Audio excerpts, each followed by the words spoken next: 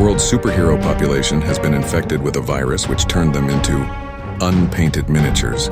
Rob the board game miniature painter shall lay waste to that pile of gray shame. Hey, I'm Rob the Miniature Painter, and I'm back with another Marvel Zombies tutorial today.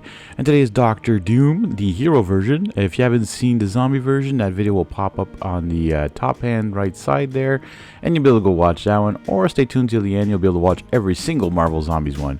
We did a matte gray air primer on this. We're going to be using some good old Warpaints Fanatics, which I love. They cover so well. They are just amazing, especially on the gray primer, because it doesn't require a million coats. I find it just covers up really well. On the white, it's sometimes a little too bright, and then on black, it sometimes has a harder trouble covering everything. But it also depends on the color you're using. And the first one we're using here is Woodland Camo. We're using this on all his cape, his clothing here. What a beautiful color. Now, I was intending on doing a triad of colors for highlights and that, but in the end, with the wash, it kind of highlighted itself.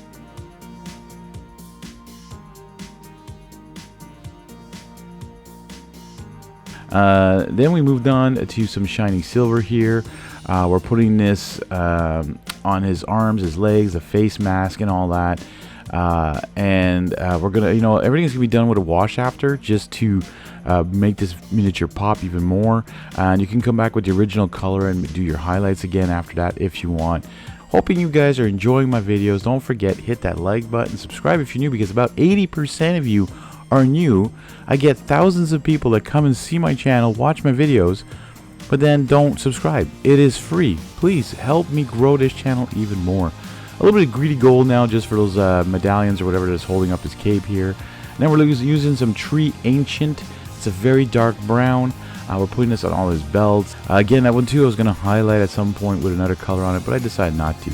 So I'm coming in with the washes now, with the green tone, and covering up everything that was with the woodland camo. As you can see, it does a good job. However, when I let it dry, there was one issue. It all pooled up on the left side of his cape at one point.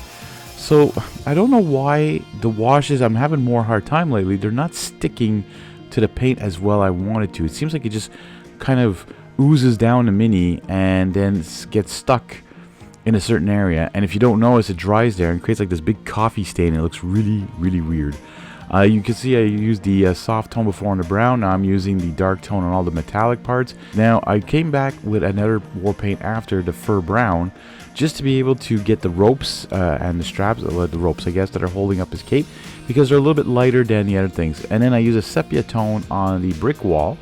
Instead of using a paint or a speed paint on that, I just decided to use a sepia, and it gives it a nice brownish red hidden to it, and put a little bit of light tone on the base as well to get it all done with. And there you have it, folks. In barely no time, you can slay another gray miniature with my painting tutorial help.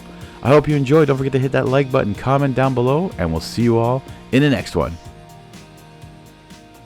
Slay the gray, one mini at a time.